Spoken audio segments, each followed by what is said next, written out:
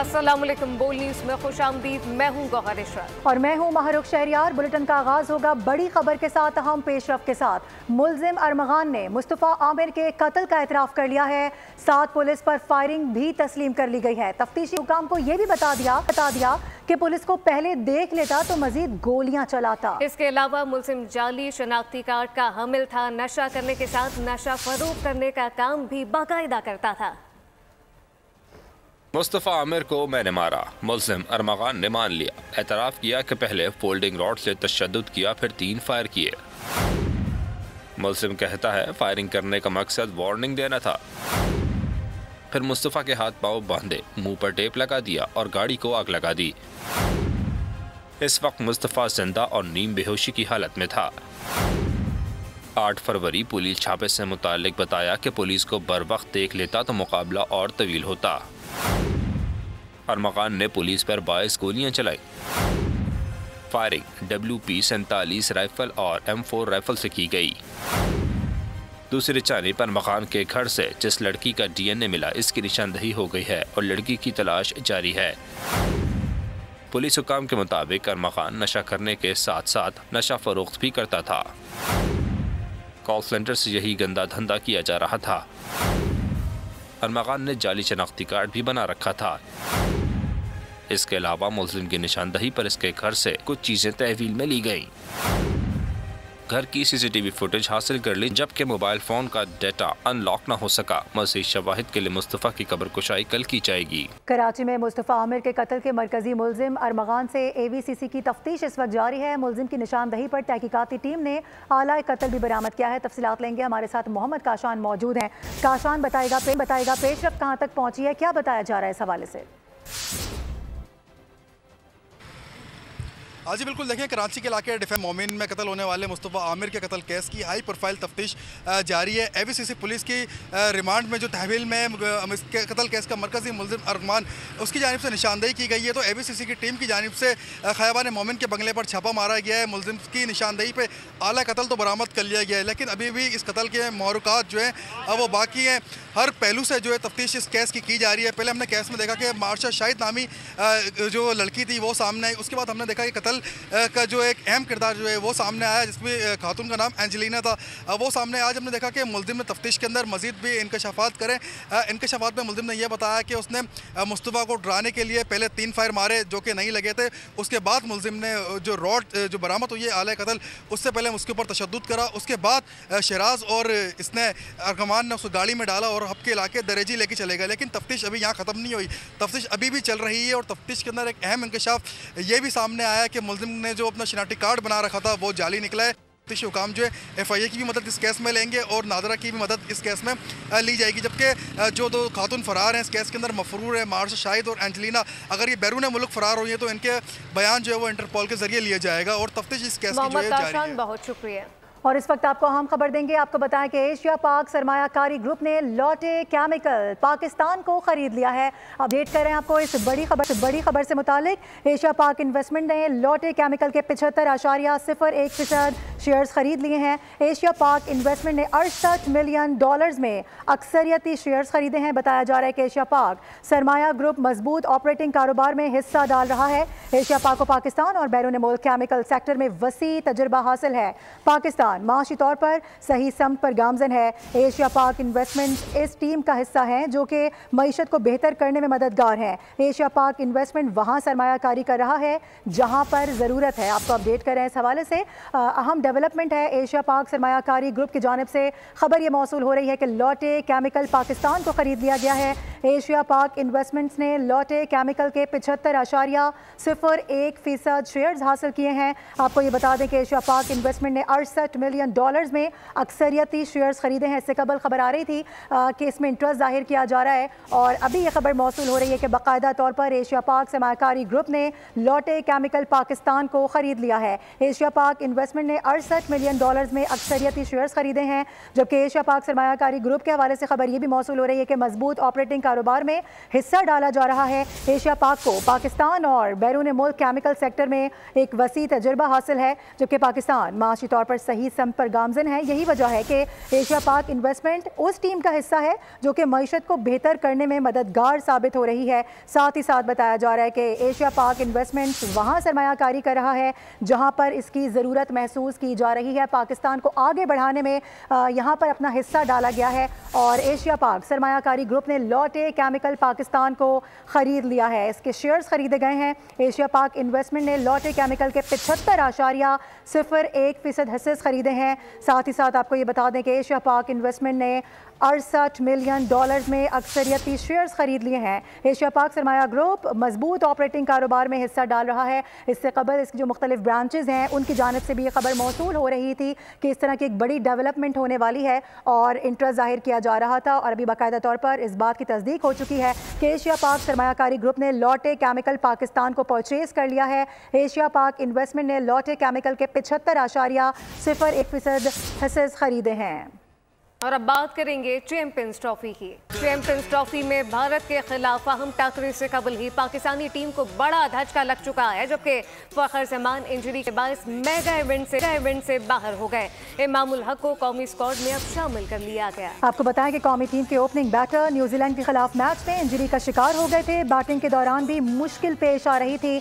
Doctors की जानिब से बताया जा रहा है कि फखर को मुकम्मल आराम की ज़रूरत है। ICC टेक्निकल कमेटी की मंजूरी के बाद ही पाकिस्तान क्रिकेट बोर्ड ने फखर जमान की जगह इमामुल हक को टीम में शामिल कर लिया है। ICC चैंपियंस ट्रॉफी में भारत के खिलाफ हाई वोल्टेज टाकरे के लिए पाकिस्तानी स्क्वाड कराची से दुबई के लिए रवाना हो गया है। कौमी टीम एक दो रोज आराम के बाद कल से प्रैक्टिस करेगी। रिवायती हरीफों के दरमियान टूर्नामेंट का सबसे बड़ा मैच 23 फरवरी को दुबई में खेला जाएगा। चैंपियंस ट्रॉफी के पहले मैच में दिफाई चैंपियन पाकिस्तान को न्यूजीलैंड के हाथों 60 रन से शिकस्त हुई थी।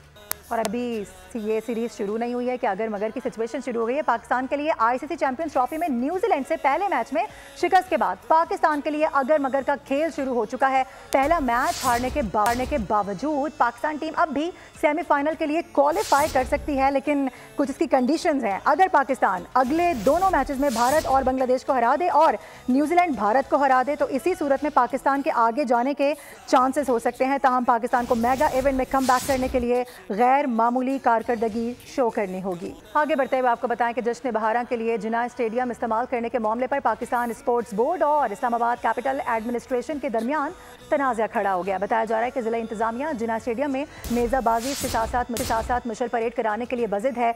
और साथ ही साथ आपको ये बता दें कि ये बताया जा रहा है कि BSBC ने इंतजामिया को ख़त लिखा है जिसमें कहा गया है कि इवेंट के लिए जिना स्टेडियम इस्तेमाल होने से सहूलियात ख़राब हो सकती हैं, जिससे सेफ गेम्स की मेज़बानी ख़तरे में पड़ सकती है। साउथ एशियन ओलंपिक कमेटी को 25 फरवरी से स्टेडियम का दौरा करना है। ख़त में मजीद लिखा गया कि polo ground, parade ground, F9 park मुतबादिल वेन्यूज़ के तौर पर इस्तेमाल किए जा सकते हैं। वज़ीर ख़जाना मोहम्मद औरंगज़ेब ने बताया कि IMF मिशन 24 फरवरी को क्लाइमेट फंड पर बातचीत के लिए पाकिस्तान आएगा, जिससे क्लाइमेट फंड पर बात होगी। IMF से क्लाइमेट फंड की मद में $1 से $1.5 अरब मिलने की तवक्को है। IMF का दूसरा मिशन शिशमाही जायजे के लिए की जानिब से जारी किया गया है। सुप्रीम कोर्ट ने लाहौर हाई कोर्ट के फैसले के खिलाफ ड्राइवर मोहम्मद दीन की अपील मुस्तरद कर दी। सुप्रीम कोर्ट ने कहा वर्क प्लेस पर हिरासगी आलमी मसला बन चुका है। लाखों लोग वर्क प्लेस हिरासगी से मुतासिर होते हैं। मर्दों के मुकाबले में खवातीन ज्यादा हिरासगी का शिकार होती हैं। Welcome back. बदकिस्मती से चैंपियंस ट्रॉफी टूर्नामेंट से बाहर हो गया हूँ। क्रिकेटर फखर जमान की जानिब से ये ट्वीट किया गया है। पाकिस्तान की नुमाइंदगी करना हर क्रिकेटर का एजाज़ होता है और साथ ही साथ उन्होंने कहा कि ये ख्वाब होता है। फ़खर के साथ पाकिस्तान की नुमाइंदगी करने का एजाज़ हासिल हुआ। यकीनन अल्लाह बेहतरीन मनसूबा साज है। क्रिकेटर फखर जमान की जानिब से एक्स पर पैगाम जारी किया गया है। एक्स पर पैगाम जारी किया गया, कहा गया कि बदकिस्मती से मैंने चैंपियंस ट्रॉफी टूर्नामेंट से बाहर हो गया हूँ। पाकिस्तान की नुमाइंदगी करना हर क्रिकेटर का एजाज़ और ख्वाब होता है। फखर के साथ पाकिस्तान की नुमाइंदगी करने का एहसास हासिल हुआ। यकीनन अल्लाह की इसमें कोई बेहतरी है। बदकिस्मती से मैं चैंपियंस ट्रॉफी टूर्नामेंट से बाहर हो गया। क्रिकेटर फखर जमान ने ये ट्वीट किया है, कहा कि पाकिस्तान की नुमाइंदगी करना हर क्रिकेटर का ख्वाब होता है। आगे बढ़ेंगे। आपको बताएं कि chairman joint chiefs of staff committee general Sahir Shamshad Mirza से बहरीन नेशनल गार्ड के chief of staff lieutenant general Sheikh Abdul Aziz Saud Mubarak Al Khalifa की मुलाकात हुई है। पाक बहरीन अस्करी क़यादत का इलाकाई सूरत हाल और मुतालिका सिक्योरिटी उमूर पर तबादला ख्याल किया गया। अस्करी क़यादत ने दो तरफ़ा ताल्लुकात को मज़ीद फ़रोग़ देने पर भी जोर दिया। इसके साथ साथ बहरीन नेशनल गार्ड के चीफ ऑफ स्टाफ ने पाकिस्तान की मुसल्लह अफ़वाज की पेशा वराना महारत और दहशतगर्दी के खिलाफ जंग में कुर्बानियों को सराहा। पाक तुर्क मुश्तरका मश्क अतातुर्क 13 मुकम्मल हो गई। मुश्तरका मश्क की इख्तितामी तकरीब चिराट में मुनक़िद हुई। कमांडर 11 कोर अतातुर्क 13 की इख्तितामी तकरीब के मेहमान खुसूसी थे। इस दौरान पाक तुर्क फौजी दस्तों ने इंसदाद दहशतगर्दी से मुताल्लिक मशक़ें की। 2 हफ्तों पर मुहित मशकों में पाक फौज और तुर्क फौज की 2 कॉम्बैट मुज़ाहरा किया। और अभी खबर यह है कि कराची में जराइम का जिन किसी के काबू में नहीं आ रहा। शॉर्ट टर्म किडनैपिंग के वाक़यात भी बढ़ने लगे हैं। आज़म बस्ती में 5 शहरियों को लूट लिया गया। इसके अलावा डकैती, मज़ाहिमत और दीगर वाक़यात में शहरी जाम बहक और जख्मी हुए। कराची में जराइम पर काबू न पाया जा सका। लुटेरे शहरियों को यरगमाल बनाकर लूटने लगे। आज़म बस्ती में मुल्ज़िमान ने यरगमाल बनाकर 5 से ज़ायद शहरियों को लूट लिया। वारदात की CCTV फुटेज सामने आ गई। मुल्ज़िमान शहरियों से मोबाइल फोन, नकदी लूट कर फरार हो गए। डिफेंस फेज 7 में फायरिंग से जाँ बहक शख्स का मुकदमा वालिद की मुद्दत में दर्ज कर लिया गया। लाडी में डकैती व ज़हमत पर मुल्ज़िमान ने फायरिंग करके शहरी को जख्मी कर दिया। गुलशन इकबाल बुध बाजार में झगड़े के दौरान गोलियां चल गई। फायरिंग से 12 साला बच्चा जख्मी हो गया। कोरंगी में कॉसवे नदी के करीब फायरिंग से सिक्योरिटी गार्ड जख्मी हुआ। पापोश नगर पुलिस की कार्रवाई। स्कूल जाती बच्ची से नासिबा हरकत करने वाला ओबाश धर लिया गया। सईदाबाद से 2 और सरजानी टाउन से 1 मुस्लिम की गिरफ्तारी अमल में आई। कंटोनमेंट बोर्ड कोरंगी का तजावुज़ात के खिलाफ कोरंगी में ऑपरेशन जारी है। इस वक्त हमारे नुमाइंदे कफील अहमद वहाँ पर मौजूद हैं। तफसील उनसे जानते जी कफील। देखिए, तजावुज़ात के खिलाफ मुल्क भर में जो है वो ऑपरेशन जारी। रिपोर्ट कर रहा हूँ कराची के इलाके कोरंगी क्रॉसिंग से, और कंटोनमेंट बोर्ड कोरंगी जो है वो कार्रवाई कर रहा है। कैमरामैन यूसुफ दिखाएंगे इस वक्त तमाम सूरत हाल। यहाँ पर जो चबूतरे आगे थे उनको ना सिर्फ जो है वो बिस्मार कर दी गई, मशीनरी यहाँ पर लगी हुई है, और डिफरेंट जो तमाम केबल्स हैं उनको भी जो है वो हटा दिया गया है। इंचार्ज हैं कामरान खान साहब, हम उनसे बात करना चाहेंगे। मैं यूसुफ से कहूँगा कि वो मेरे साथ, कामरान साहब थोड़ा सा आगे आ जाएँ और तफसीलात क्या हैं ज़रा वो बताइएगा।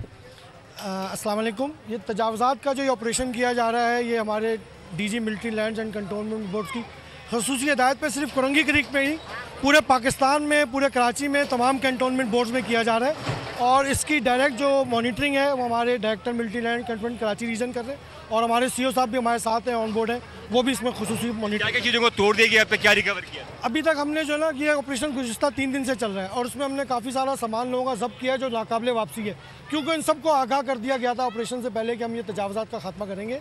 और इस वक्त भी मेरे कैमरामैन इस वक्त दिखा रहे हैं यूसुफ कि इस वक्त जो सूरत हाल आप देख सकते हैं, किस तरह जो ये तमाम ग्रिल्स हैं उनको जो है वो तोड़ा जा रहा है। तमाम कंटोनमेंट एरियाज जो कि मुल्क भर में हैं वहाँ कार्रवाई ठीक है। कफील अहमद हमें कराची से अपडेट कर रहे थे, और इस वक्त आपको बराह रास्त ये चलेंगे इस्लामाबाद। मुसद्दिक मलिक तकरीब से खिताब कर रहे हैं।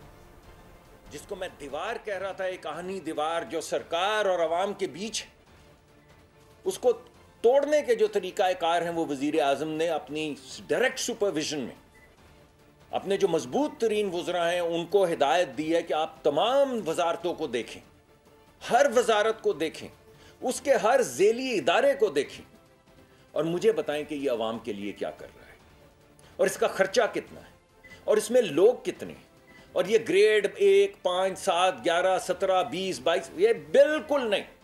People focused, outcomes focused, and only those outcomes that are people focused, and only through evidence and nothing else. Show me the evidence, show me the people centric outcomes, bring to bear the evidence that shows that yes, this kind of investment, these kind of people are creating these kind of outcomes, and they're only people centric and nothing else.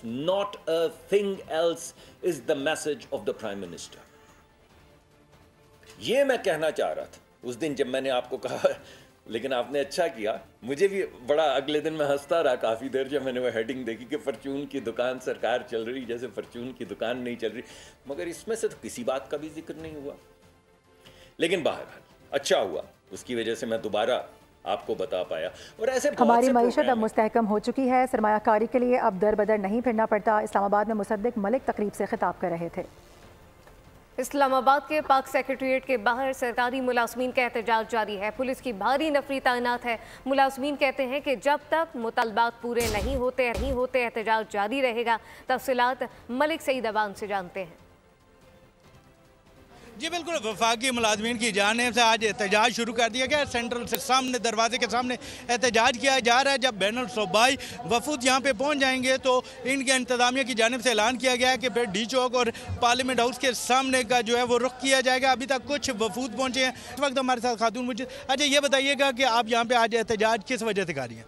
हम इसलिए एहतजाज करें, एक तो तनख्वाहों की तफरीक बहुत ज़्यादा है और आपको जैसे खुद पता होगा कि असेंबली में उन्होंने खुद अपनी 300% तनख्वाहें बढ़ा ली हैं और हमारे जनवरी में उन्होंने जो 25% रिबेट था उसको उन्होंने छोड़ दिया। इसके अलावा जो हमारी यहाँ पर पेंशन इस्लाहात हैं वो, क्योंकि आपको पता है कि गवर्नमेंट ऑफिसर के लिए सिर्फ एक ये वाहिद चार्म होता है कि आपके पास जो है वो आखिरी उम्र आपकी जो पेंशन के थ्रू जो है वो आराम से गुजर जाती है, लेकिन वो भी चीज़ उन्होंने हमसे ले ली है। तो हमारे तो यही आज के सारे मसले हैं कि हम जो है वो अपने हक़ के लिए आए यहाँ पर। हमारा यही है कि हम यहाँ पर धरना दे के बैठेंगे जब तक हमारी सारी डिमांड जो है वो पूरी नहीं होती है। जी बिल्कुल, फेडरल एम्प्लॉइज़ का यही कहना है जब तक हमारे मुतालबात पूरे नहीं हो जाते हम जो है वो धरना देंगे। मलिक सईद अवान, बहुत शुक्रिया। और अब रुख करेंगे रावलपिंडी का। कुछ बात करेंगे मौसम की। शहर में गुज़िश्ता रात से बारिश का सिलसिला वक्फे वक्फे से जारी है, जिससे मौसम खुशगवार हो गया है। अब तक मजमूई तौर पर 40 मिलीमीटर बारिश रिकॉर्ड की जा चुकी है। महकमा मौसमियात इस हवाले से क्या बता रहा है? बात करेंगे, हमारे साथ इसरार खान मौजूद हैं। इसरार, बताएगा क्या पेशगोई की जा रही है? बिल्कुल, इस वक्त रावलपिंडी शहर की अगर हम बात करें तो आसमान पर इस वक्त भी गहरे काले बादल छाए हुए हैं और गुज़श्ता रात से जो बारिश का सिलसिला शुरू हुआ था ताहाल इस वक्त वो बारिश रुकी हुई है, लेकिन महकमा मौसमियात के मुताबिक आइंदा चंद रोज़ तक जो है रावलपिंडी शहर में बारिशों का ये सिलसिला जारी रहेगा। बात करेंगे अगर हम नाला लई के हवाले से तो नाला लई में इस वक्त जो पानी का लेवल है वो बिल्कुल 6 फीट के करीब है, उसमें इजाफा वक्तन फ़वक्तन हो रहा है। और अगर हम बात करें वासा काम की जानिब से रावलपिंडी शहर में इमरजेंसी नाफिज कर दी गई है और बारिशों के होने वाले किसी भी किस्म के पानी जमा होने के लिए वासा की टीमें पूरे शहर में मुतहरिक नज़र आ रही है और उम्मीद की जा रही है कि बारिश के इस स्पेल से रावलपिंडी शहर में जो पानी का मसला है वो भी इंशाअल्लाह ताला अजीज हल हो जाएगा। और बहुत शुक्रिया। सूफियाना कलाम की मलका आबिदा परवीन 71 बरस की हो गई। आबिदा परवीन ने बालिग मारूफ मौसीकार उस्ताद गुलाम हैदर से मौसीकी की तालीम हासिल की। आबिदा परवीन ने 1977 में रेडियो पाकिस्तान हैदराबाद से गुलकारी का आगाज किया। न्यूज़ बुलेटिन सैफुल वक्त इतना। विजिट कीजिए bolnews.com और देखते रहिए बोल।